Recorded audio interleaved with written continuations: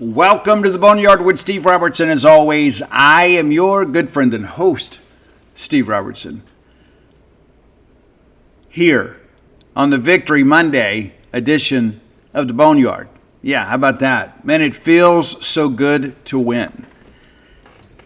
I don't know that we felt this way in a long time. I thought about that yesterday morning. Get up, take the dogs out, a little chill in the air, got the sun on my back, and it kind of hit me. I don't remember the last time that I felt this good after a football game, win or lose. Maybe the 2022 Egg Bowl, maybe. It's been a while since we have felt this way. And it's not just because of what happened.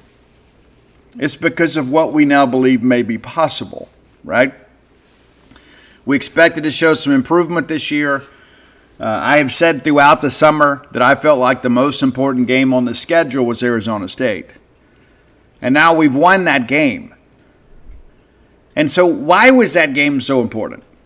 I think because we needed proof positive that we were actually making progress. That now we could expect to go compete and do some interesting things in the SEC.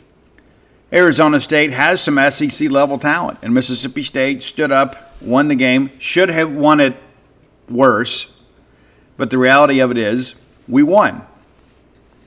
The city was absolutely restless and ready to pounce. Some of you know the reference. It was electric, man. Now, I didn't expect to win the game. I'm going to be honest with you. I'm not going to sit here and tell you I told you so. I thought we would lose a close one. I thought we would lose 27-24, something like that. I thought maybe a touchdown, but I didn't think we'd win. I'm going to just be 100% honest. I said on the show I thought we'd lose a close one. We nearly did, but we didn't. And before we get too deep into the reads here and begin kind of breaking down, I want to give a special shout out to our students. I love our students. I do. And, of course, I got kids that age, and my son's a junior at Mississippi State, and both of my girls graduated from state, and so I know the demographic and the age bracket well. You all have not had a lot to feel good about on the football front during your time at Mississippi State. And as I wrote yesterday, for you upperclassmen, you were around as young bucks when Mike Leach died. We had a funeral right there at Humphrey Coliseum, and that was difficult on all of us, as grown folks. But as young people, it's probably even more traumatic. And, you begin to wonder, are we ever going to kind of recapture our previous glory? And this league is so incredibly unforgiving. It's very difficult, especially in a time when, NIL and all these other things are happening. And, people wondered if we were going to be able to compete. And then you go out on Friday and you beat the defending Big 12 champion that went to the FBS playoff and went double overtime against Texas. And you begin to feel like, maybe the cloud has been lifted a little bit. Maybe there is sunrise on the horizon. And that's how it feels. So congratulations to all Bulldogs around the world. Social media was awfully fun in the wee hours of Sunday morning after we got home. We got out of the press box a little before 1 o'clock. And, everywhere in downtown was packed. Like everywhere in town was packed because people just weren't ready to go to bed. They weren't ready to just rush home and just go watch Sports Center. They were like, I want to enjoy this, and good for you for doing so. The line to Taco Bell was all the way out to Louisville Street. Yeah, it's crazy, man. It is. And I've never wanted to be inconvenienced more in my life, I think, than I was Saturday night. Matter of fact, I just pulled into a gas station, just picked up some nabs and some chips, and just said, I'll just get a good breakfast in the morning. I'm not going to fight all this. I'm ready to get home. And then I got home, and I was still surging with adrenaline. I went ahead and wrote a couple of articles, and I said, I'll just sleep late on Sunday. And, of course, Dawgs didn't let that happen. But nevertheless, here we are on a victorious Monday, and we'll have Jeff Levy in a little while. So I'm going to record this show in two parts. So there are some things, obviously, on the injury front that we got to get some clarification on, and I don't know if Lev's ready to talk about them or not, but we're going to ask. And so we'll save that for the final segment. So we'll get through our normal show. We'll pause, go to Jeff Levy, and then we'll come back, we'll finish the show, and then we'll have that up for you in plenty of time today. But that's our plan, right? So let's thank our friends at Bulldog Burger Company, longtime sponsors of this show. We love Bulldog Burger Company. I saw John Beam and his lovely wife heading into the stadium on Saturday. You know, that's the good thing. Bulldog Burger Company, it's not just named Bulldog because of the breed. It's because of who we are. And the Eat With Us group has been so fabulous to us over the years, as you guys know. I mean, it's where we've gone for graduation dinners, dates, right? Your father, son, daughter, mother dinners. You know, when you come to see your kids, chances are you went and ate at an Eat With Us restaurant when you were in town. So they've always been there when we needed them. And so I appreciate them for always maybe being the backdrop for some special moments in my life. And I'm sure many of you have that same feeling. But Bulldog Burger Company, of course, has been with me for a long time. And my son works there. He has had a great experience there. I don't know that he would ever want to work anywhere else in the greater Starkville area while he's getting his college education. He loves those people, and they love him back. So you show some love to Bulldog Burger Company, and it's kind of a self-love thing too, right? I don't just eat for nourishment, I eat for enjoyment, and when I do want to enjoy food, which is regularly, Bulldog Burger Company is always at or near the top of the list. 3 great locations to serve you: University Drive here in Stark Vegas, Gloucester Street there in Tupelo, Lake Harbor Drive in the Ridge & Flowwood area. Have the spring rolls as your appetizer, and then find a burger that maybe fits your mood for that day. I think today, let there be a feast for all my men and women, right? Go eat big, right? Go enjoy yourselves. Maybe get the smokehouse. Maybe kind of change it up a little bit, or you can get the pimentology, add bacon, and then get that chocolate shake. You can ride that ride home with a smile. Bulldog Burger Company, the place where people go to meet, M-E-A-T. All right. Before we get into the breakdown of the game, atmosphere was great. The new amenities were great. They weren't perfect, but they were great. The lighting was great. They brought back Don't Stop Believin', which nobody expected, which was great. That's the 2-minute timeout, and it was electric, man. It was great.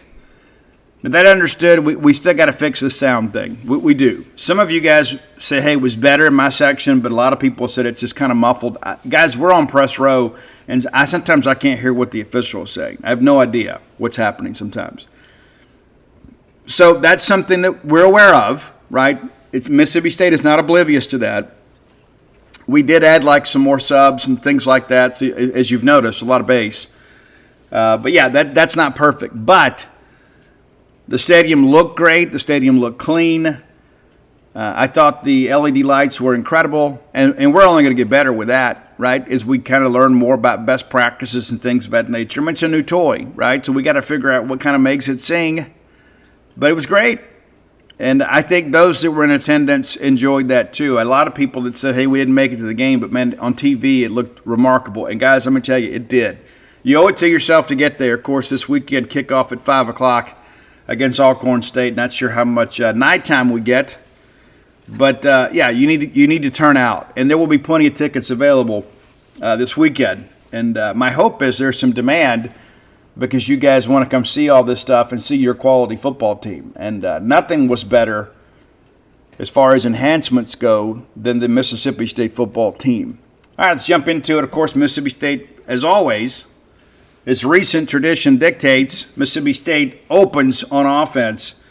And it's so interesting. We talked about we needed to get a good start. And I said on the show, if State scores twice in the first quarter, we're going to win the game. If State ever gets down 2 possessions, we're going to lose the game. Well, you know what? We did score twice in the first quarter, and at no point did we ever get down 2 scores. And ultimately, Mississippi State won the game. Let's go to the details here. Touchback on the first kickoff. We go right out to Anthony Evans, this little swing pass. We are having some difficulty kind of working horizontally at times. And that's kind of been a staple, right? Kind of running the swing pass out to the receivers, the running backs, and trying to get those bubbles going. We have not mastered that yet. Maybe perhaps we'll do some things with that this weekend. But we get it out to Evans here for a 1-yard loss. So we're behind the chains before we even get going. Well, then we get to Davin Booth, and he runs off right side here. And Booth does not have maybe, Barry Sanders type ability. Few do. But one of the things I do like about Booth is once he puts his foot in the ground and decides to get north, he does. And this was a situation here as he gets 15 yards. Proved to be one of the biggest rushing plays of the day. All right, 1st and 10 now. We get it out to Anthony Evans for 13. And, we got to feed Ant. We do. We got to really get him going. And he had a good game for us. We go right back to him on 1st and 10, and he shakes loose here, 48 yards for the touchdown. And it felt like lightning had struck. Like this crowd was just kind of waiting, right, with anticipation for something to feel, some validation about it. It's like, hey, we're here. We're all wearing black. We got our cowbells. We're doing our part. Time to do yours. Well, Bulldogs do right here, and you jump out 7-0, and then you start thinking about, man, this could be a special night. Because how many times have we come out there and had to punt? I mean, I guess we could go back and do the numbers on that. But scoring on the first drive hasn't always been a strong suit over the course of the last 15 games or so. But if you were feeling good, you were about to feel better. Arizona State comes out. They give it to Kyson Brown. And kind of a sad thing, too, for Kyson Brown. Kyson Brown, obviously, out of Tupelo High School, turns an ankle here in this first quarter and didn't get to play. And, that you hate that aspect of it. Like, I hoped he would come in here and lose, but I wanted him to have a good game. And I understand he had about 50 friends and family at the game. And so you hate that. The homecoming is abbreviated. But back to the ball game. He gets 6 yards there. And then Levitt, wants to kind of find the rhythm. So you have kind of a controlled passing game here. And he finds Jordan Tyson to kind of get him going.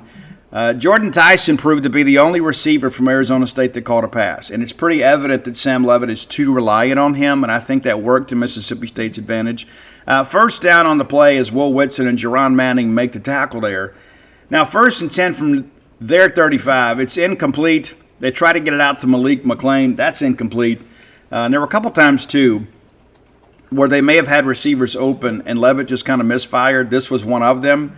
2nd and 10, they go to Raleek Brown, who I thought had a really good game for Arizona State. And I'll tell you now, we're not going to see many running back rooms better than we saw against Arizona State. We'll see some in the SEC, but we're not going to see many better. That's a really legit running attack and a legitimate offensive line. And so a good preparation for the SEC, for sure.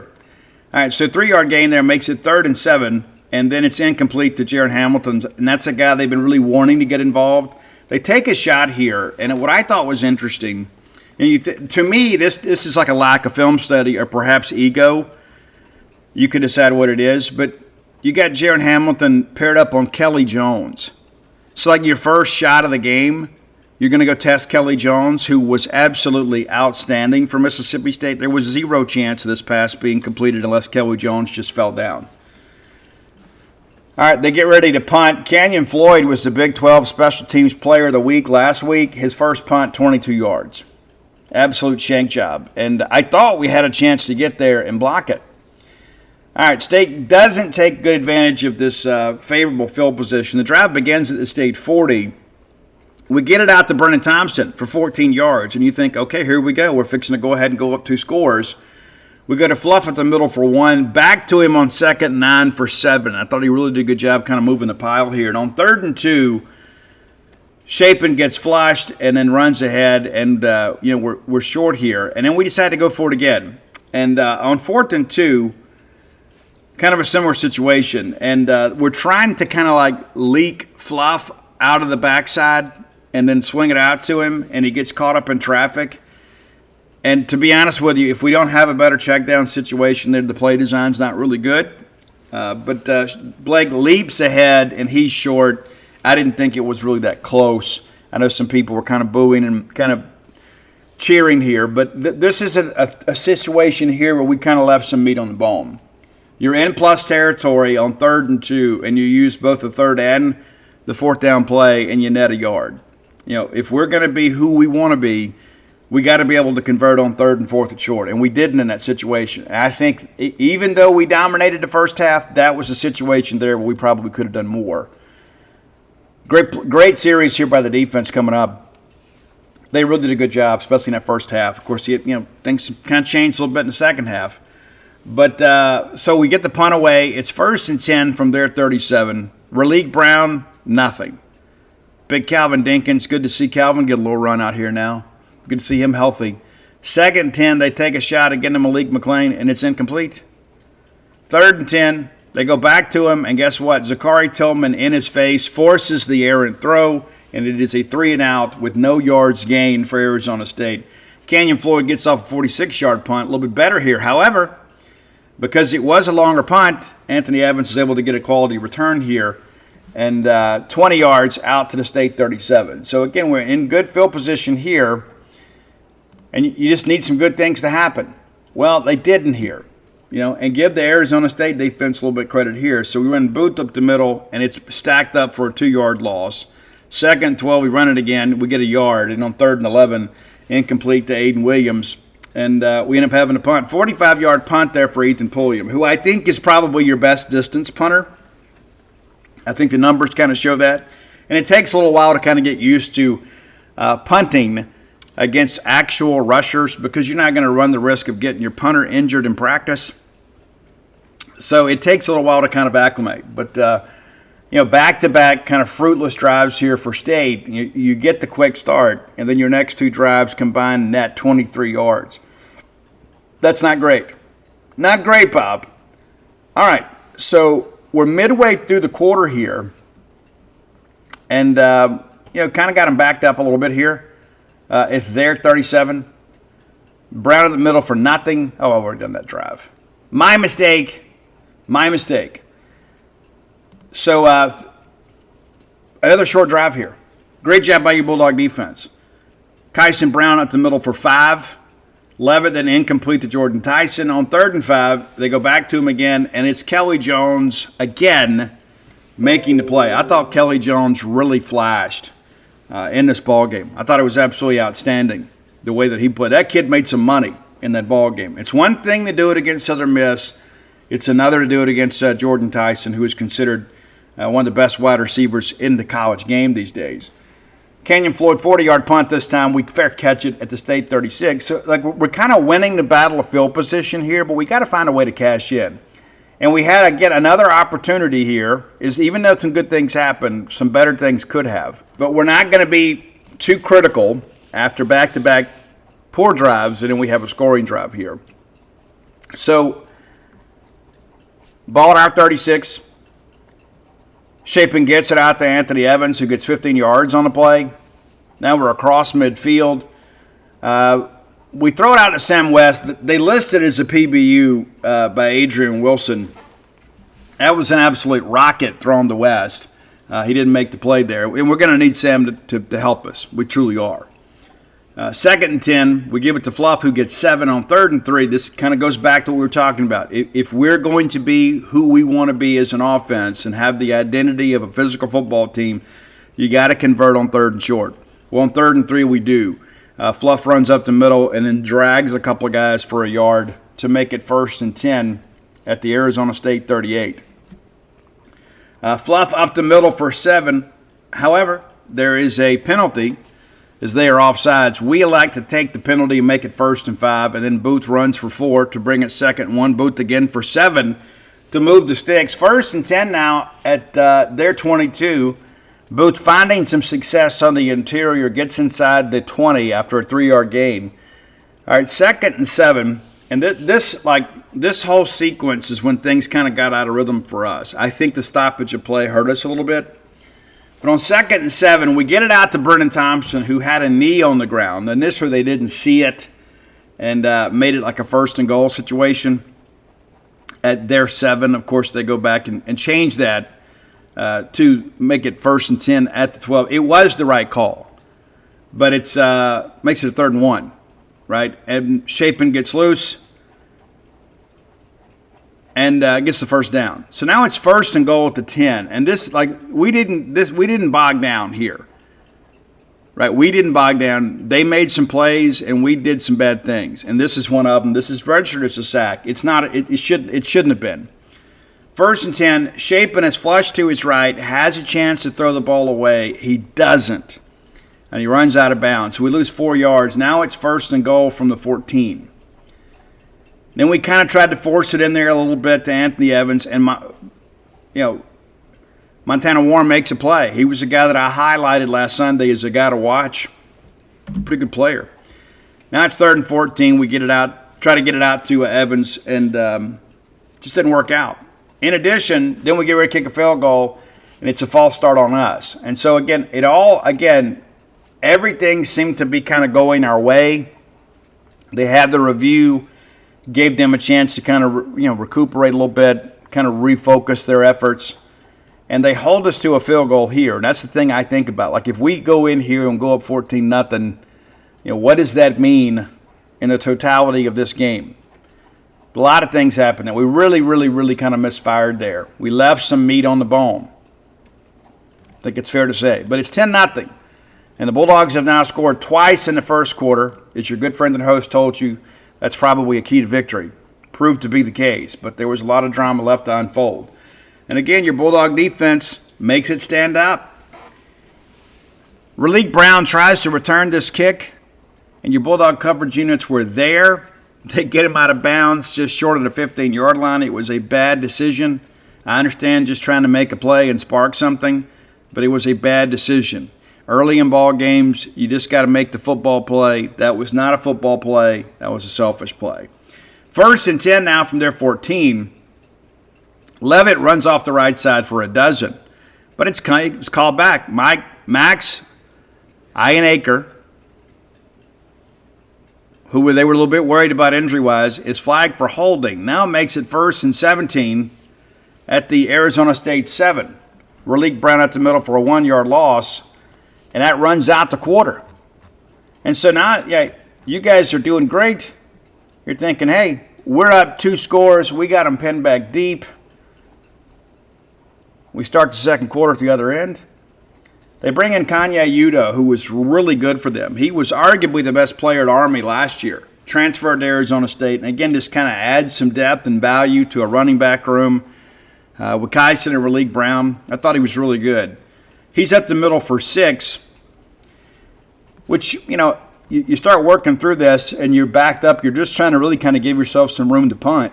Well, they decide to go look up their main man, right? They find Jordan Tyson, and he gets 10 yards, and all of a sudden they're feeling kind of good about life. However, there was an OPI called on tight end Cameron Harpole. We have some Harpoles down there in Hinds County. And they were upset about it. It was a very obvious infraction. You engage when the runner is beyond the line of scrimmage, it's pass interference. If he's behind the line of scrimmage, you can block.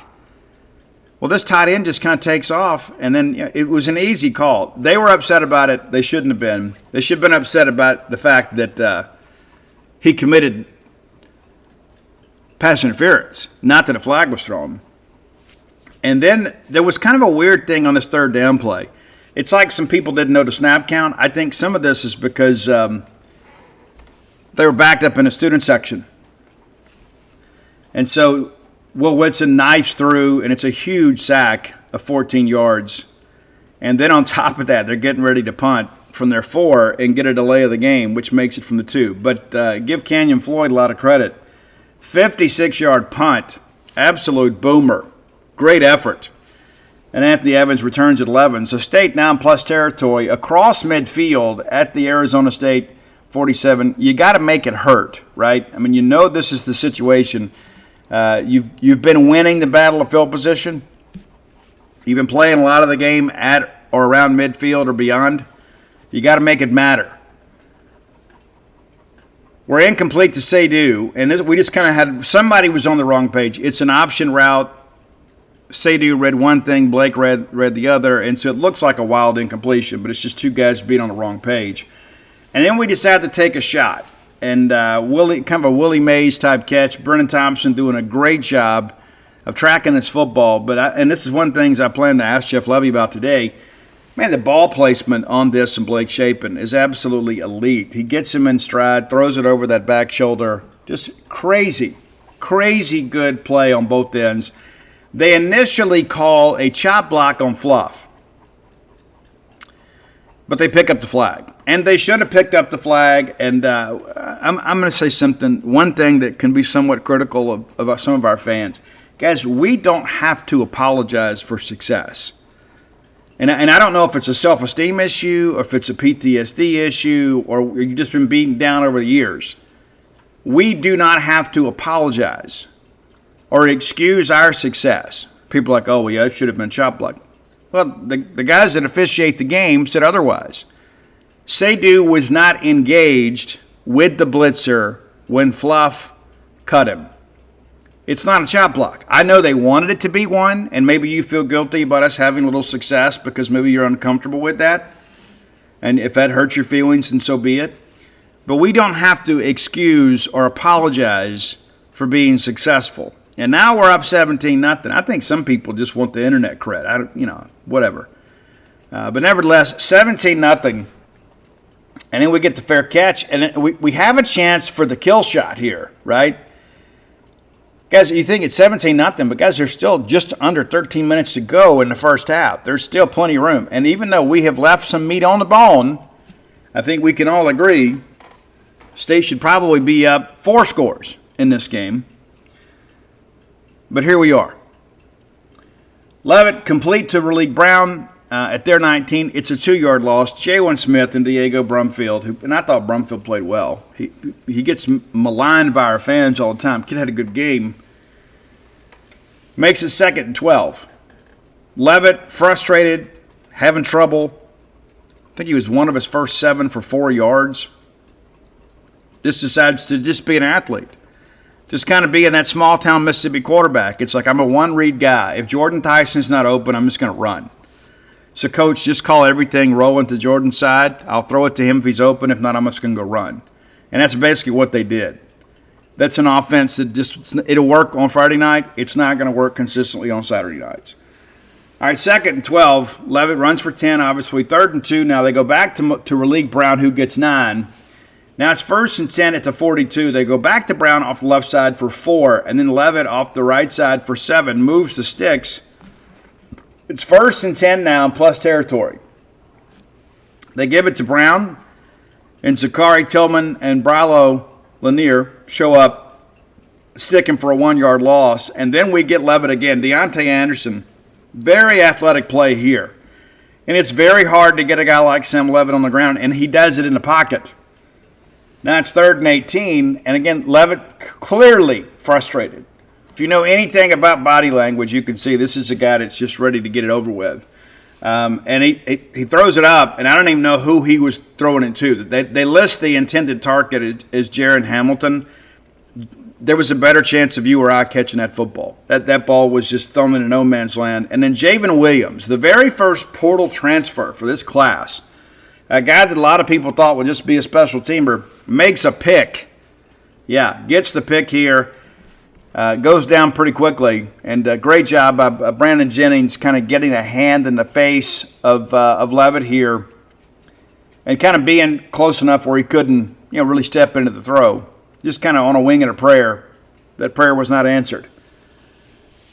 State, again, a chance here to really knock them out of the ball game. Give them some credit, their defense, for saying, you know what, no, we're not ready to quit.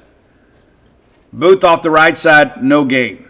2nd and 10, off the left side with Blake Shapen for 1. And on 3rd and 9 here, we get sacked. And so despite the fact that we go out here and get the big turnover and have a chance to really put this game away, we go 3 and out and actually lose a yard. We didn't even gain a yard. And again, give them some credit too. It's not just about us. The other teams sometimes make plays. As the old guys say, they get free school too. Nathan Tice, nice punt for him, 45 yards. He had a really good punt later, more of a directional type thing. But yeah, it's again, we got to get those guys going a little bit. Punting has just been okay. A flash every now and again. And just when you think Arizona State's going to climb back into it, your Bulldog defense makes another stand here. It's not officially a turnover, but it is. They do turn it over on downs. They start at their 38, and again, they're kind of riding Kanye Udo now that Kyson Brown is out. up the middle for 7, back in there for 5 to move the sticks. And on 1st and 10, they said, well, let's just go with it. If some is good, more is better. Run off left side, no gain. 2nd and 10, they get it out to Raleigh Brown just for a yard. And so it's 3rd and 9. And now you're starting to feel pretty good here, right? They make a play trying to get it to Tyson, and Kelly Jones, again, with the pass breakup, they flag us for holding. In live action, I didn't think there was much. After watching the game again, it was an obvious hold. Now, one can suggest that the receiver initiated the contact, and possibly he did, but we hung on to him and just basically bear hugged him and ran with him. It's absolutely the right call. I hate it. However, it didn't cost us. 1st and 10 from our 39. It's incomplete to Raleigh, and then they try to get it out to the tight end, Carmen Harpole, for 4 yards. And then on 3rd and 6, they run off the left side for just 1 with Udo. Brings up 4th and 5. They go for it, and they got a favorable spot here, and they were still short. We should have had Sam Levitt for a TFL here, but he gets loose. He is an elite athlete. He dives. What a tremendous effort, but his momentum was kind of carried into the sideline. I think he would have been short even if he stays in the field, and was actually kind of losing the ball as he went to the ground. But needed 5, got 4. First down, Bulldogs. So, again, your defense absolutely dominating the day. You're kind of doing what you want to. And, again, offensively, you've done some good things and had the opportunity to do more. And you're kind of hoping here, when you start this drive, it's your 30 with 2:41 to go, maybe we can go down there and get points. Maybe we can get a field goal, something. At the very least, get a couple first downs and punt and pin them back deep, and let's get to the locker room with a shutout. That's not what happens, though.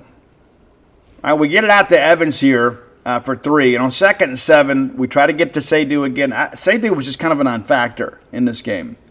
Pass is broken up there. Make it 3rd and 7. We get it out to Aiden Williams. Nice play by him. Moves the sticks. 1st and 10 now. Shapen runs ahead for 6. And on 2nd and 4, we get it out to Fluff. Needed 4, got 5, makes it 1st and 10. So now you're starting to think, okay, we're fixing to go in here and make a statement. And then things kind of got off kilter for us. 1st and 10 from their 44. Shapen runs for 11. We're going to be inside the 35. However, we're flagged for holding. It was the right call, too. I hate it. But again, we're probably about to go in here. Probably about to go in here. But instead, it's 1st and 20. And then, to compound the issue, we get sacked for a loss of 9 yards. I thought this was the really only legitimate sack of the night. What I mean by that, there were some times that Blake kind of scrambled and got caught behind the line. But this is one here where their pass rush just got to us. They're not a great pass rushing team, but they made a big play right here. Now, all of a sudden, it's 2nd and 29. They call timeout. We're incomplete to Seydoux, but it's a free play, right? It's a free play because we get them off sides with a hard count. If Seydoux makes a catch there, who knows what happens. However, we accept the penalty, which makes it 2nd and 24. We get it out to Brennan. He gets absolutely Bemidj just runs him over. But he's a tough kid. 6 yards the hard way. Makes it 3rd and 18. They call timeout. And then we decide to just run Fluff to make sure we take that last time out for them. Just kind of good game management here. But, Kenny Dillingham is a guy that always talks about the middle 8, closing the first half, opening the second half. We talk about it all the time, too, about how important it is to survive the first few minutes of that second half. They get a chance to go back-to-back drives here. And it worked out well for them. Nathan Tice, 21 yards on the punt. Completely insufficient there. That's just not going to get it done. When you needed a 45-yarder, you needed a 45-yarder. You got a 21-yarder. And that factors into what happens here late.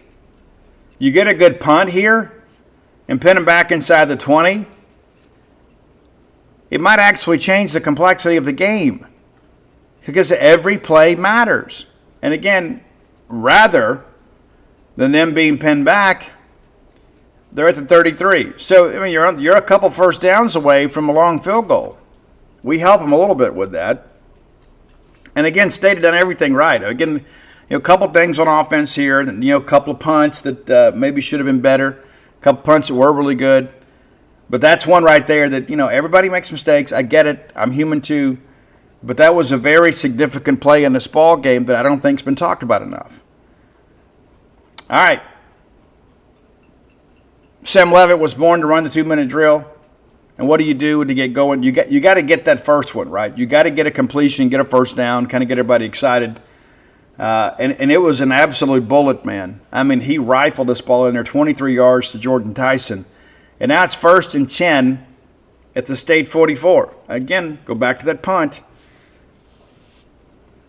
Just, again, everybody's got a play to make. 1st and 10, they spike it, brings up 2nd and 10. It's incomplete to Malik McLean to take a shot here. It's not there. 3rd and 10, it's incomplete again, and it's D'Angelo Brumfield making the play here. DJ Reed, a guy that wasn't expected to do much this year, gets the quarterback hurry there. And he was great, and has been for 2 weeks, and we're going to need him to be. But, they take a shot here.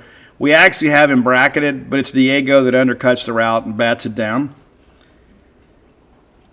All right, we end up calling a timeout. It's so interesting, too. Like, you got to know how far he can throw it, right? It's one thing I learned from Terrell Buckley. There's times you look up and say a guy's just ranging free. He's behind the defense.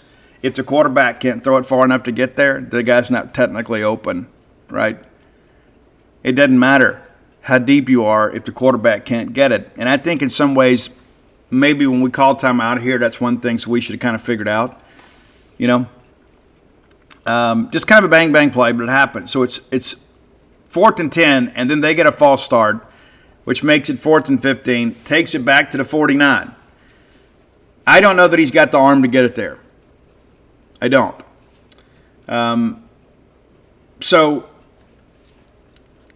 Zakari gets the PBU here, but this soft Big 12 crew flagged Brennan Jennings for personal foul. Now, in the end, it didn't matter because DJ Reed's helmet comes off, and DJ continued to pursue, which is illegal participation. That rule's been in the books for years. So you could say, well, if we don't do that, we're off the field. I think they would have just gone with this. I think what it was, Brandon Jennings got such a huge hit, which was a legal hit. I think because of the violent nature of the hit, it was just a reflexive action from the refs to throw and flag this for roughing the passer. And you know what? I'm glad that we got that on tape because we need people to know that we will hit your quarterback. Nevertheless, they get an untimed down. They attempt a 51-yard field goal, and Jesus Gomez makes it. And so right there you're thinking, okay, not so bad. But they got the ball coming out, and you begin to think if they get a touchdown, all of a sudden a 3-score game becomes a 1-score game rather quickly. And unfortunately, that's exactly what happened. All right, your second half recap brought to you by CloseWithBlair.com. Blair Chandler is my friend, your friend, our collective friend in the mortgage industry. His number, 601-500-2344. I'm going to encourage you to save that in your phone. Just put mortgage guy. Blair Chandler, mortgage guy. 601-500-2344. Blair's got 24 years of experience in the mortgage lending industry. Nobody stays in that field for 20-plus years by accident. You don't close loans, you go find something else to do. Yeah, simple as that. Thus the name Close with Blair. You can close with Blair. Many of you have had the dream of home ownership be somewhat of a mystery, right? You got to get off the hamster wheel of renting. You're just paying somebody else's mortgage, and at the end of the day, all you have are receipts rather than some actual equity in life. So I encourage you to try to put some roots somewhere. Right, Blair can help you with that. He can get you that pre-qualification letter, which is a life hack they don't tell you about. It really gets your real estate agent motivated when they know exactly what you can be approved for financially. So whether you're looking for your first home, your next home, or your retirement home, the only name to know is Blair Chandler, your mortgage guy at CloseWithBlair.com. All right, second half. And a much different half as the Bulldogs dominated the first half. It's Arizona State that dominates the second half. And again, it's a 17-7 game, and you're thinking, man, we need a stop here on this first drive. Basically, Arizona State's like, hey, Sam's not feeling it tonight. They're doing a good job. Kelly Jones is giving Jordan Tyson fits. We got to find a way to get other people involved. And they just said, you know what? The best thing for us to do is line up, run the football, which is what they did last year and found some success against us. So it's like, hey, let's go back to it. Now, granted, Will Whitson no longer in the game. We're eager to find out what Jeff Lebby's got to say about him today. Yeah, there's a lot of chatter out there, and none of it's really positive. But he left the field on his own power with about 2 minutes to go in the first half, did not return, and then all of a sudden they begin to find more success running the football. All right, 1st and 10 from their 25. They give it to Udo up the middle for 6. Raleek Brown off the, I guess it's off left tackle, left guard here for 15 yards. Moves it again. 1st and 10, already out to the 46. They go back to Brown for 11. And then Sam Levitt himself just kind of calls his own number, goes off the left side for 12. Already down to the state 31-yard line, and then Udo gets 13. I mean, these are big gains. This isn't like this 5 and 6 yards. I mean, that's double-digit gains on 4 consecutive plays. Then in 1st and 10, in the red zone, Levitt off the right side for 9. Back to Udo for 3. And that makes it a 1st and goal situation. And then he gets in for 6. I think he was stood up at the 2. And the scrum itself kind of takes him forward into the end zone. I don't know your feelings about that play, but it's legal these days. Extra point is good, makes it a 17-10 ball game. So State needs to answer, and we don't.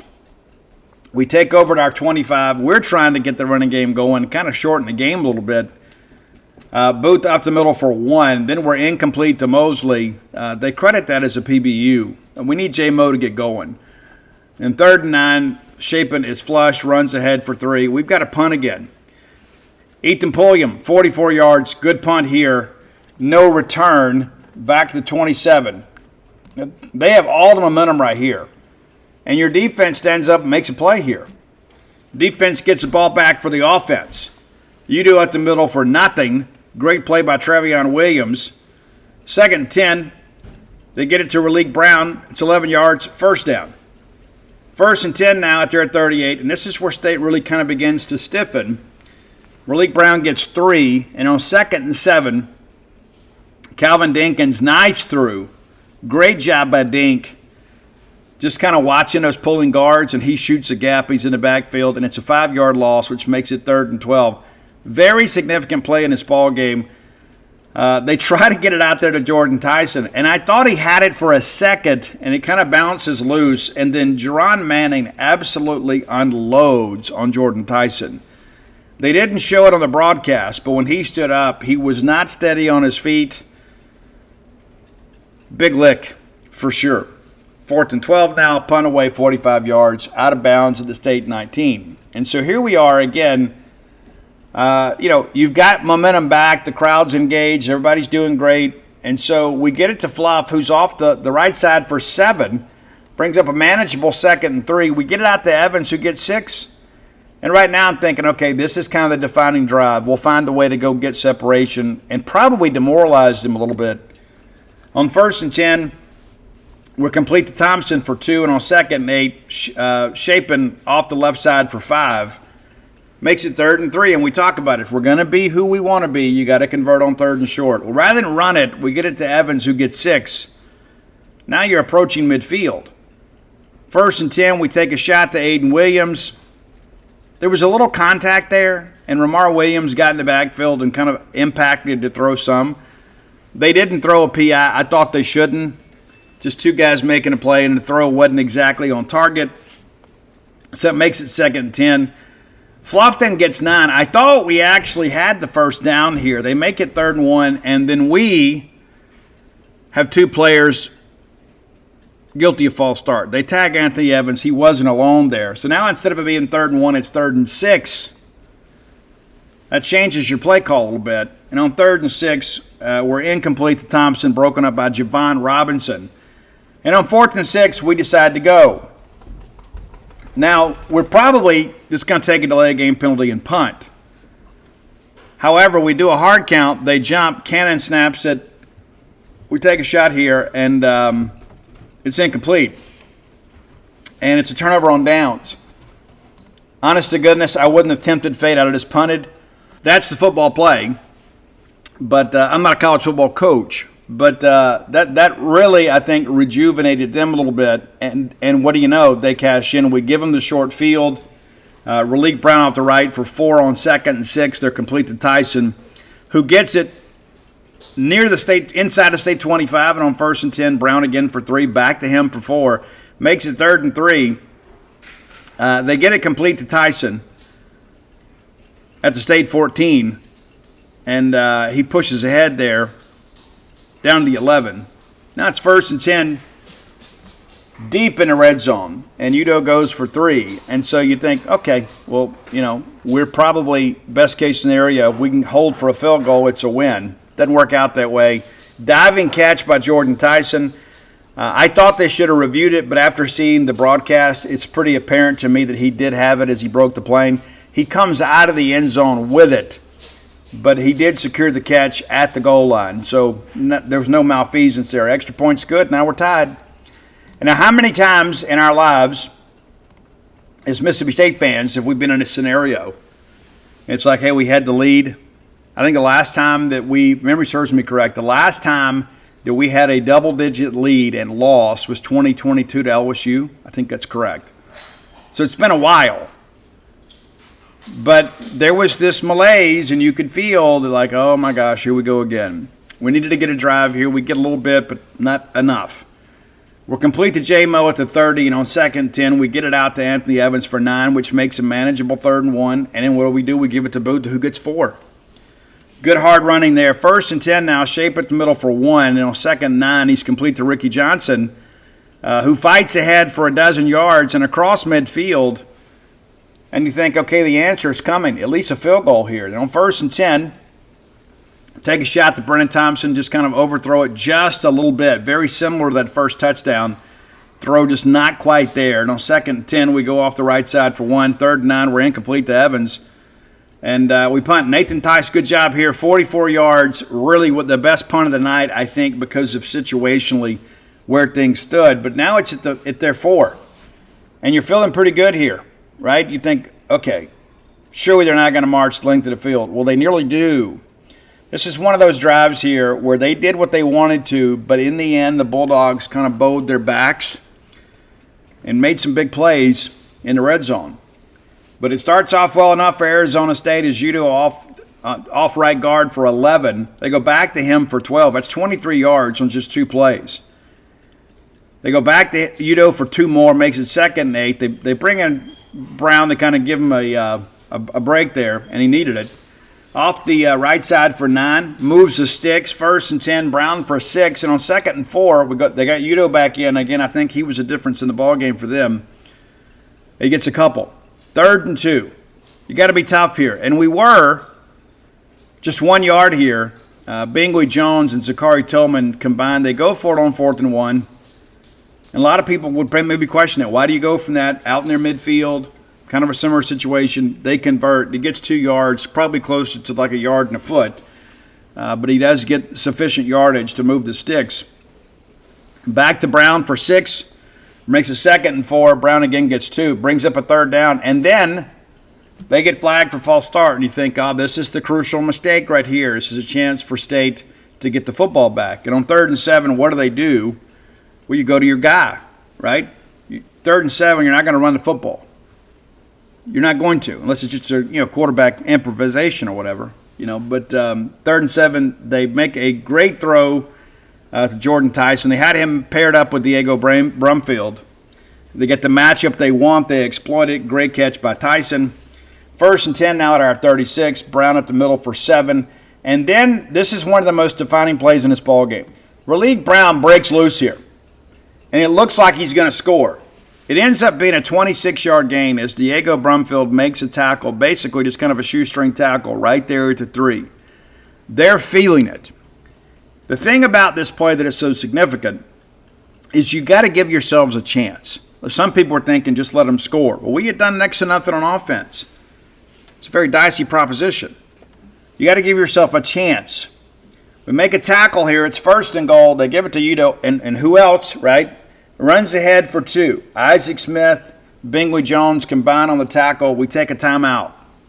2nd and 1, they bring Udo in, who has really been good for them, and he is stacked up for nothing. Brandon Jennings, Trevion Williams, and that's a lot of mass right there. Timeout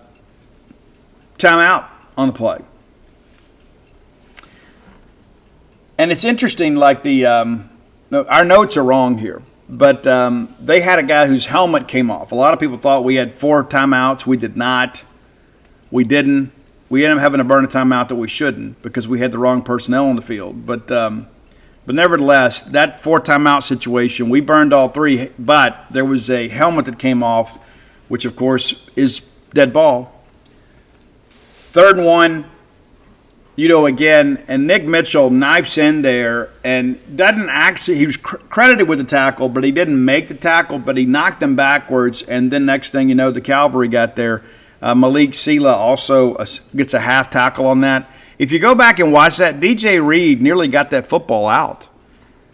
As a matter of fact, he's laying on the football. It's almost like joint possession there. He nearly gets that ball out of there. They end up getting a field goal out of it. It's 4th and 1.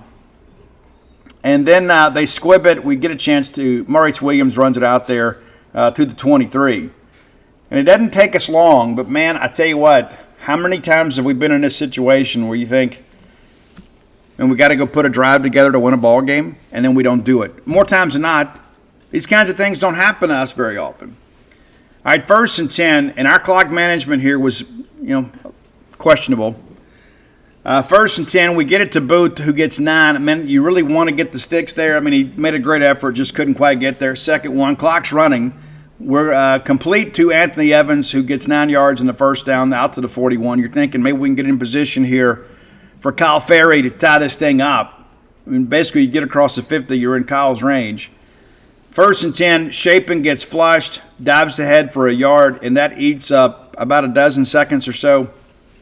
2nd and 9, you got Evans wide open across midfield, a little bit high, and he drops it. Not what you expect from Ant, especially in that situation. And that's when you kind of begin to think it may not happen for us.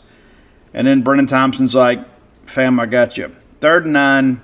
And what's interesting about this play, they're bringing the safety blitz out of the slot. Seydu comes in motion, and just kind of incidentally, their feet get tangled up. As he's coming in and Seydu's going out, their feet get tangled up, the blitzer falls, and then can't get there, which gives Blake a clean throwing lane. Brennan, Ant working a switch route release here, and then next thing you know, Thompson is loose, and the underneath defensive back at one point tried to defend them both. And I've read some things online, like one guy in particular says, well, it was just a bust. I can't give him credit. We created the bust because of the confusion with our receivers. We have been kind of setting this up earlier in the ballgame. You go back and think about the concept with having both of those guys on the right side to the Blake's dominant side, and how many times we just kind of ran certain routing concept for those guys. Well, this time we run the switch release and creates confusion. We created the bust.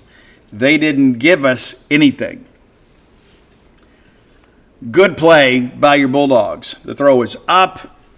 Brennan Thompson has it and then wins the foot race to the end zone. Nobody's going to run him down from behind. And then Davis Wade Stadium absolutely explodes. I've been there so many times in my life. I don't remember it being quite like that very often. Incredible. Ferry with the extra point. I can promise you, much as I love Kyle and his family, I can tell you, he was much happier to kick the extra point than the field goal, right? Not that he wouldn't have made the field goal, but the field goal only gives us a tie. The extra point forces them to have to drive the length of the field with 30 seconds to work with and score a touchdown. And lo and behold, it's over fairly quickly. And kind of lost in the translation a little bit too. You know, Levitt kind of waggles right a little bit. And Malik Sela, a guy that I don't think we've made a lot of maybe hype about, he can't quite get there. But he's so long, he's able to get a hand up and tip it. He's trying to get that ball out to Tyson, of course. Sela gets it, it kind of flutters, and then Hunter Washington, a young man that's been here and played exceptionally hard for Mississippi State, gets the pick and then gets down. State takes a knee, and that's your ball game. That's your ball game, Bulldogs. How cool was that?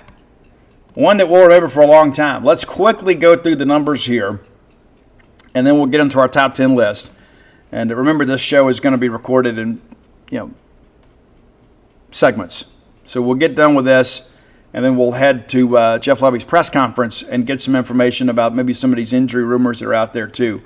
But team numbers here, you talk about offensive. They had 20 first downs to our 17. 14 of theirs came rushing, of course. A dozen of ours came on the passing side. They outrushed us 251 to 66. And now, granted, that's a good rush defense, and they got everybody back from last year, but we are going to have to run the football better, period. They ran it 51 times to our 30. They averaged almost 5 yards a carry. And again, you heard it. We went through it. They had so many double-digit gains. Now, on the passing side, Sam Levitt goes 10 for 23 and throws 2 picks and the 1 touchdown, but just 82 yards. Blake Shapen, 19 of 33, had a couple drops, had a couple of misses, 279 yards, and the 3 touchdowns. But offensively, pretty similar, right? They get 333, we get 345. Our defense got the better of them in the first half. They got the better of us in the second half. And it's amazing how, the final plays, the final play of the first half gives them life. And one of the final plays of the second half gives us victory. Interesting how it all works out. We averaged 39.8 yards a punt. We got to do better. We do have to do better. We had the one really bad punt. We had another really good situational punt. I thought Pulliam had a couple nice punts. But looking at individual numbers here, I don't know if you had a chance to go back and look yourself. But Blake was sacked 3 times. One of those, he runs out of bounds. Another time, it's just kind of a running play where he stopped just short of the line. He gets flushed. And then, again, this kind of a one legitimate sack. They sacked Blake 4 times last year. They get him 3 this time. And 2 of those are not on your offensive line. They're just not. One of them, we held the ball a little bit too long. Another time, we run out of bounds. But sacked 3 times. Fluff ends up being your leading rusher. 8 carries for 34 yards. Booth, 9 for 33. Shapen, 12 for just 6. Of course, a lot of that counts against him. But you a couple 100-yard receivers. Thompson, 6 for 133 and a pair of touchdowns. Anthony Evans, 9, 108 and a touchdown. Ricky Johnson also had a catch. Aiden Williams with a catch. Devin Booth, Fluff Bothwell. But primarily we worked those 2 main receivers. On the other side of things, and it makes perfect sense, Raleek Brown runs for 110. Kanya Udo, 105. Sam Levitt, just 25 when it was all said and done. But, again, a wild ball game. For sure. A very special one for Mississippi State. Let's jump over here to defensive statistics. But a lot of running stuff, so you'd think we'd have a lot of tackles. But maybe not quite as many plays as you'd expect. Jerron Manning, Nick Mitchell, both with 9 tackles. Isaac Smith with 8. Diego Brumfield with 7. And none bigger than the one that forced the goal line stand. Zachary Tillman, a guy that I expect to be a star for Mississippi State, had 7. Darian Galat, a guy that was kind of the butt of some internet jokes about a video clip. One significant play in a scrimmage game, and somebody says, they're going to be terrible. Darian Galat had 7 tackles. Brendan Jennings with 7, Kelly Jones with 6. He's credited with just 1 PBU, and I don't think that's accurate, to be quite honest with you. But, you run through here. There were a lot of Bulldogs that contributed to the victory. And so, let's maybe get these punting numbers just so we can have a better idea of what we got here, if I can find it. Let's see. I don't know. Maybe we can't. Anyway, so we got a lot in front of us. Oh, here we go. Nathan Tice, 3 punts, averaged 36.7 yards a punt. and then Ethan Pulliam 2 punts for 44.5. And I think it's pretty safe to say Ethan is your distance punter. And I think Nathan, that end over end punt that he did that pinned him at the 5, that may be where he fits, right? I mean, there may be a way you can use both of these guys. Ethan's probably capable of doing that too. Ethan played soccer with my youngest son, Ian, so I know what kind of athlete he is. But there may be a way to use them both, but I think when you're punting for distance, you probably need to go with Pulliam. Tice did have one 45-yarder. I don't want to discount that, and his numbers are somewhat impacted by that 22-yard punt. Very significant play right before the half. We're all going to make some mistakes, but we're figuring some things out. But when it's all said and done, that's one of those areas you look at and say, we got to be better.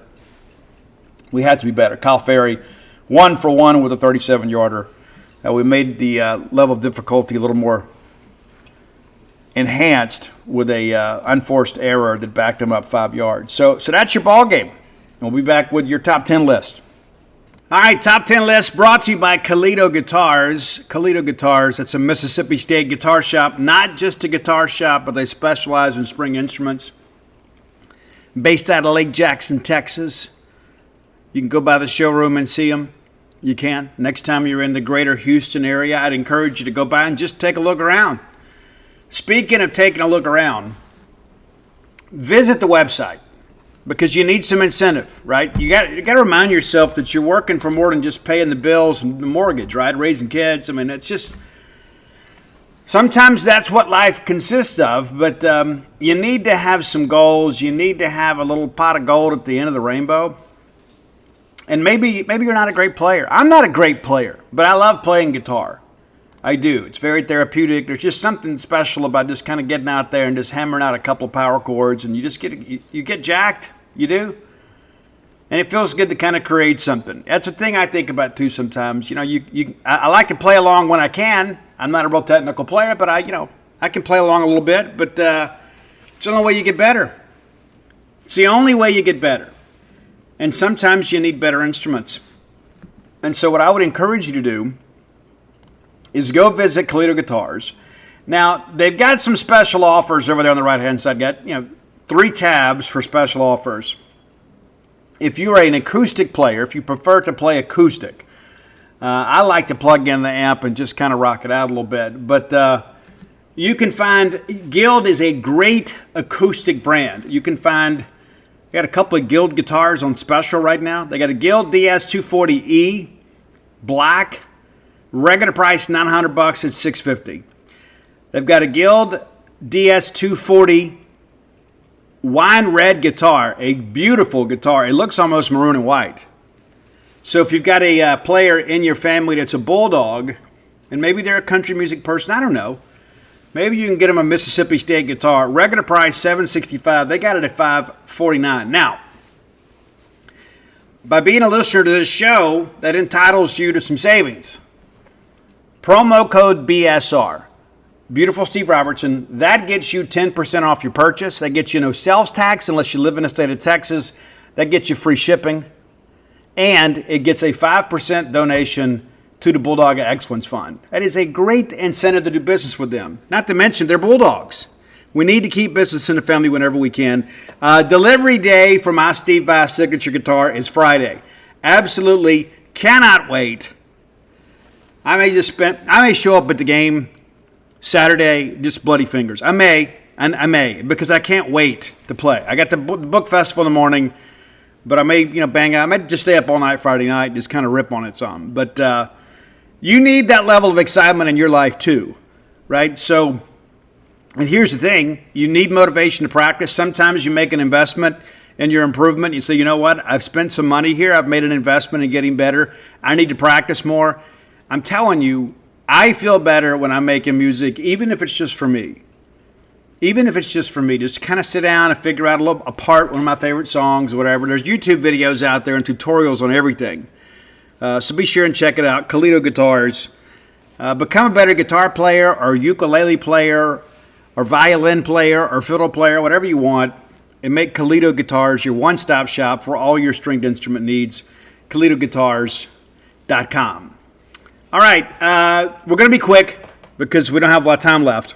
And we got a lot to cover. This past weekend, surprise for some people. You know, we wanted it. We hoped for it. And I think even some of us that are kind of true maroon were surprised. I did not expect us to win. I will admit that right out of the gate. But I'm so jacked we did. I'm happy to take the personal L to get the team dub. So here we go. Songs about surprises. And some interesting bands on here. And all these songs have surprise in the title. Now, my friend B.J. Cummings is a big jam band guy, as you guys know. And I don't want you to hold that against him. But in honor of him, at number 10, we're putting in Widespread Panic with Surprise Valley. Widespread Panic, Surprise Valley, number 10. Number 9, a band that had incredible harmony, so much that I used to think that it was kind of like a studio creation, and it may have been. But it's Chicago's Baby What a Big Surprise. You know that song, and you may not know it just by title, but you put it on, and you'd be like, yeah, I remember this. Number 8, you know, Dana did the Theory of a Dead Man top 10 list. I'm sure this was on there. But this is a song, and that's the thing. One thing's about Theory that this guy has like dated the worst women of all time. Every song is about some girl where he's kind of getting even with her, but it's Theory of a Dead Man's No Surprise. It ain't no surprise, right? She talks to every guy in the bar. Dude, the problem is you, not her. You don't stay with her, right? If you're unhappy with that, if you're that insecure, as they would say. Now listen, if Dana started talking to every dude in the bar, I'd get mad about it too, but I'd also speak my mind, wouldn't go write a song about it. Number 7, it was a bonus track on the Super Unknown Expanded Edition. We love Soundgarden here on the show, and we're going to go with a song that was a B-side that didn't make the original cut, but again, when they do the Expanded Edition, you get this. It's Soundgarden's She Likes Surprises, and I don't know that she does, but that's the title of the track. Number 6, anytime we can jam a little Faith No More, it's a good thing. Not a real deep catalog. They've played a lot, but there's not a lot of hits. There's a lot of filler. But it's Faith No More off the great album, The Real Thing, that had Epic. You guys know that one. Yeah, you do. You want it all, but you can't have it. It's Faith No More, Surprise You're Dead, your number 6 track. Number 5, John Lennon from the Walls and Bridges album. Kind of an interesting one. It's Surprise, Surprise, Sweet Bird of Paradox. That's such a subtitle. But, it's an interesting track, too, and it's very Lennon-ish, if that's a term. Number 4, and I love this era of the Stones. They're a blues band, but I like kind of some of the garage era type stuff. This is from that. It's Surprise, Surprise from the Stones. And this is like a breakup song, too. It's like, hey, surprise, surprise, I really wasn't that into you anyway. So, you break up with me. Well, kind of like Gomer Pyle. Surprise, surprise. All right, number 3. Just watched it, too. Not this, but Aerosmith. If you watched the VMAs over the weekend, I hadn't watched in years, but a friend of mine shared the Ozzy tribute, and it's out there on socials with Youngblood and Nuno Betancourt, the drummer from Extreme. It's so great. It's so great. And then Steven Tyler and Joe Perry from Aerosmith. It's kind of a medley. They go Crazy Train to Changes. And Changes with the full band is so powerful. Youngblood's version that he did at the Back to the Beginning show, they played part of that. And just with the full band, it's just incredibly powerful. And then Stephen and Joe joined for Mama, I'm Coming Home. But Aerosmith, it's no surprise. From the Night in the Ruts album, and I believe that's Jimmy Crespo on guitar. I believe that's correct. I think that's right. Number 2, not a big Radiohead guy, but I dig this one. It kind of feels like a TikTok song, but it's Radiohead's No Surprises. And number 1, maybe the first time we've had a Daughtry song number 1. But I love this track, and I did from the beginning. That debut album from Chris Daughtry is phenomenal. And the recent stuff, like if you've kind of like, if Daughtry has flashed in your pan and left, you need to go back and listen to like the latest 2 albums from Daughtry, and I think you'll have a lot of fun with them. But back to the beginning, it's no surprise. Yes, no surprise I won't be here tomorrow, but I will be. That's your top 10 list. If you have ideas for the top 10 list, reach out and let us know. Best way to do that is to hit up my boy Roy Samonte on X. Saw him, I think, 3 times this weekend. You can find him on X and on Spotify under the handle Dawgmatic67, DAWGMATIC67, and you can find me on all forms of social media at Scout Steve R. Next segment of the show brought to you by Campus Book Mart, a Starkvillian institution. We had a great time. So many of you came out too. I don't even have a new book out this year, but we had a big signing, and it was packed in there too. A lot of people were jacked, and they should have been. But Campus Book Mart, that you want to go find like your Starkville versus everybody shirts, your dark mode jerseys, which they look good. I like them. You can find everything you need Mississippi State related at Campus Book Mart. Next time you're in town, go by and see their smiling faces. I got like 3 or 4 hugs from Susie while I was there. And then I left. But you can also shop online at campusbookmart.net. And by being a loyal Boneyard listener, we'll give you a phrase that pays. That is BSR, which stands for Beautiful Steve Robertson. And that gets you free shipping on all orders over $75. All right, let's kind of break down the SEC weekend that was, and then we'll get into our final segment and talk about some of this injury news that, as you guys know, is not good. But I'll kind of give you my thoughts on that.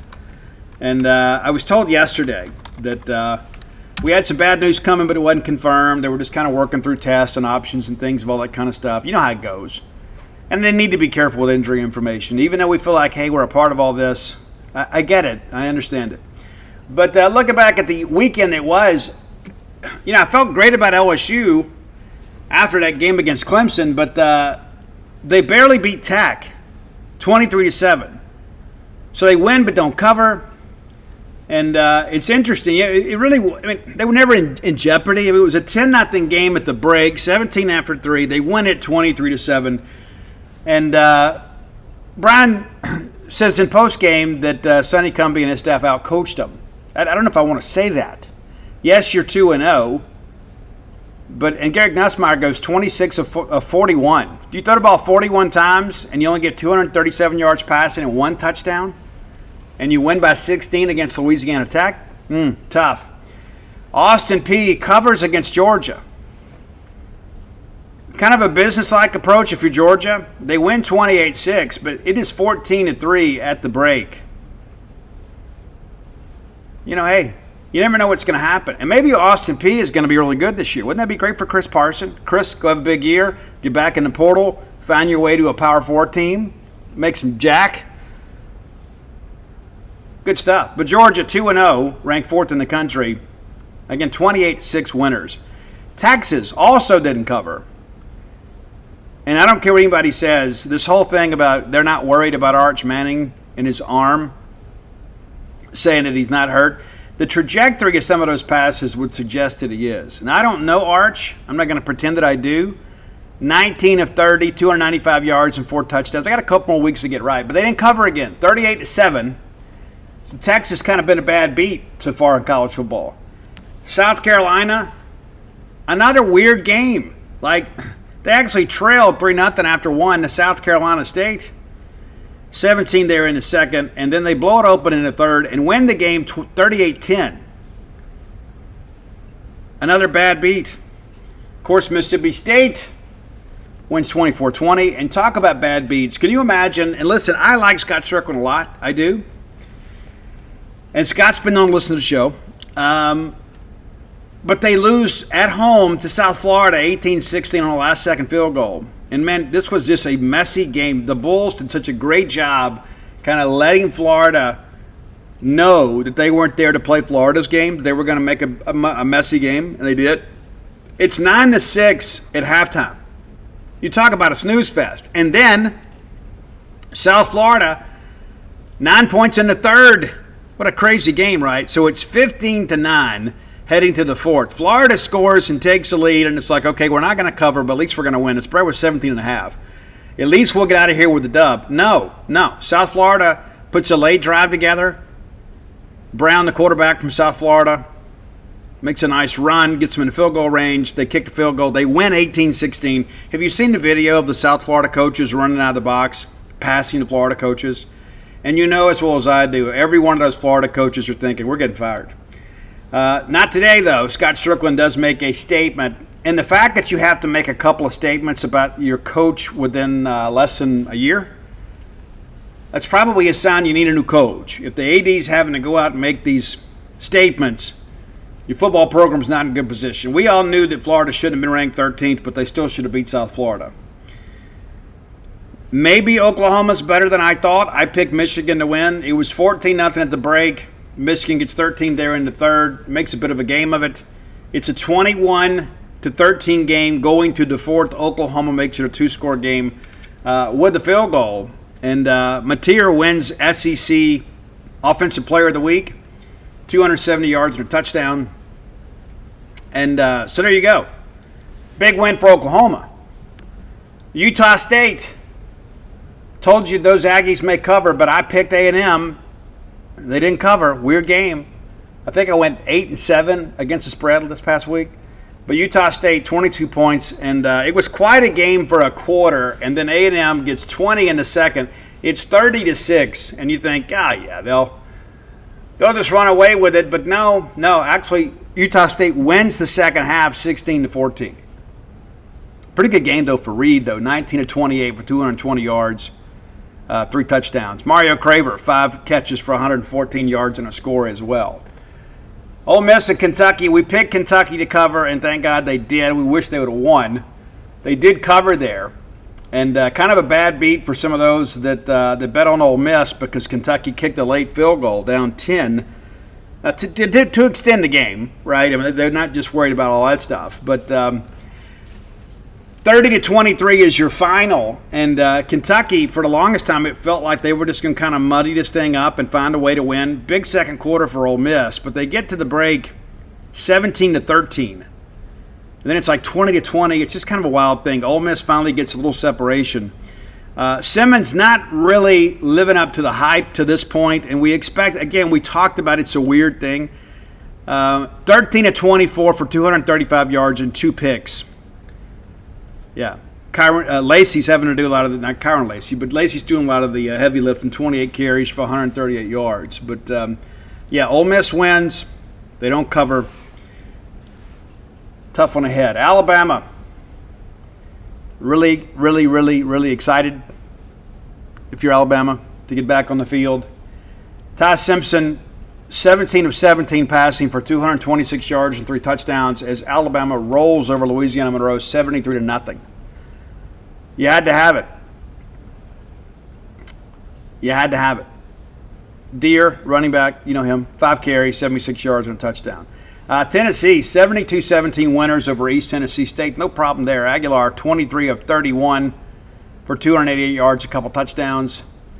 Missouri, what an interesting game. They were down early. They were down 21-6 after 1. They tie it in the second and then just kind of manage this thing down and then win the game 42-31. Pribula, pretty good, it appears. 30 of 39, 334 yards and 3 touchdowns. Kevin Coleman, 10 catches, 126 yards, and a score. Arkansas in the first ever meeting between the Razorbacks and the Red Wolves, and those two schools do not like each other. The Razorbacks win 56-14. The Wolves can walk away saying thanks for the check. Green, 17-26, 239 yards, and 4 touchdowns. He also ran for 151 yards and a score, too.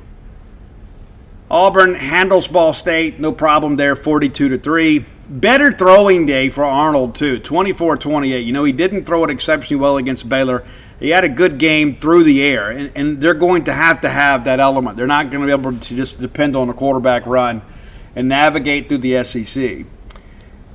Virginia Tech gets up early on Vanderbilt. I believe it was 20-0, and then they lose 44-20. It's all Vandy in the second half. They scored 34 points to none to beat Virginia Tech. I said last week I didn't think Virginia Tech was very good. I think Vanderbilt proved that. Vandy 2-0. The Clark Lee experiment appears to be taking root. Kind of proven last year, it may not have been a fluke. All right, a quick look ahead. We won't worry about a lot of lines yet, but Oklahoma is at Temple. Surprisingly, Temple's 2-0 too, but shouldn't be a problem. They're going to play that game at Lincoln Financial Field in Philadelphia. Wisconsin's at Alabama. Wisconsin's also 2-0.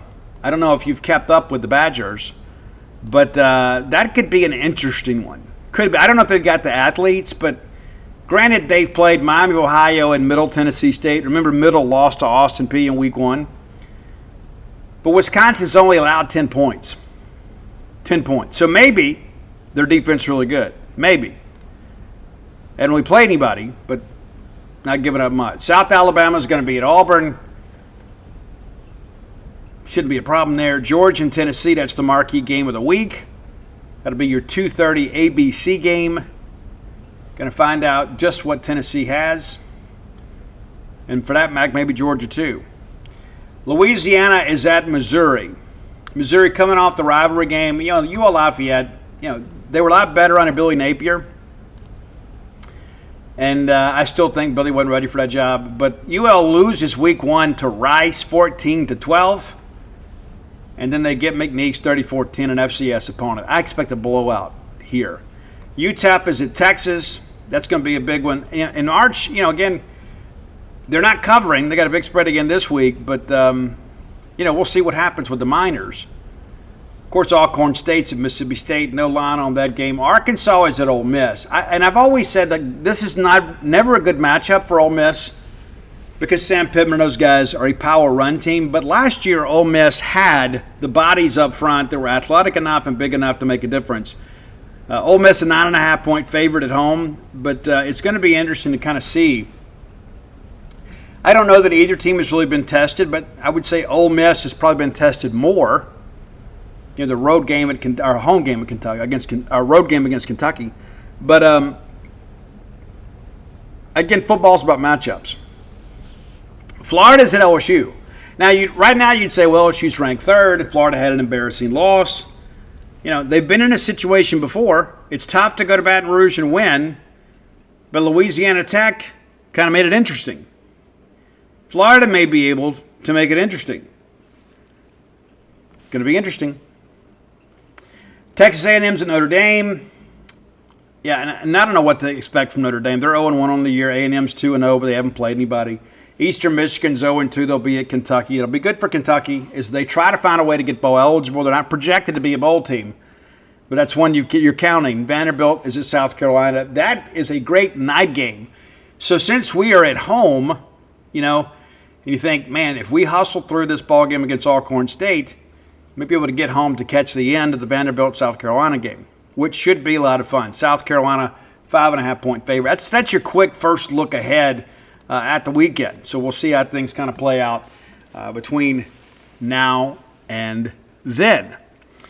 Final segment of the show brought to you by the Stark Vegas Clubhouse, the best place to stay in the Golden Triangle when you're bringing a large group to town, and you should.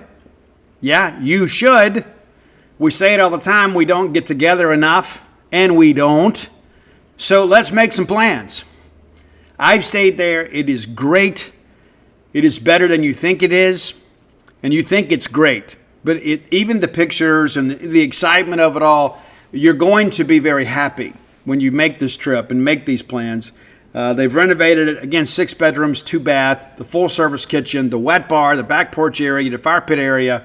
It's also just downright cozy, man, and plenty of parking there. And that's one thing you always worry about, right? When you get a lot of people together, there's nowhere to park, Well, no worries here. Plenty of parking. It's the old renovated country club clubhouse. So you got plenty of room. Have people over. Not too many. We don't want a rager. But as far as your friends and family that you're going to have staying with you, nothing to worry about. Nothing to worry about. Just out past the Highlands, 5 minutes away from the Mississippi State campus. What could be better? And plus, you got everybody under one roof. You don't have to worry what Bob is doing and if Julie's taking a nap or, hey, where do you guys want to eat? And I can't get anybody to answer the phone. Everybody's together. And if it's a family thing, it's like it was in the old days, except now you get all the kids and all the grandkids together.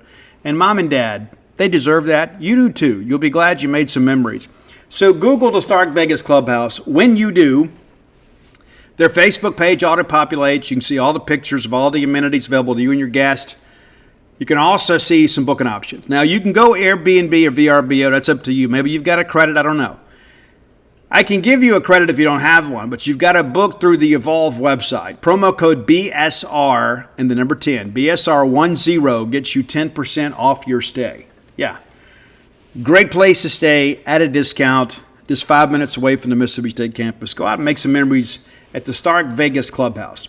All right, in a few minutes we have left. Will Woodson is done for the year, and that is devastating news. Now, the good thing is we have some depth there. The bad news is he has been the best defensive lineman through 2 weeks of play. There are times one-on-one you just simply couldn't block him. He has been an absolute terror. He leads state in sacks. We're trying to get a hardship year for him next year. I feel pretty confident they'll be able to get one. You know, he had a redshirt year last year because he got hurt.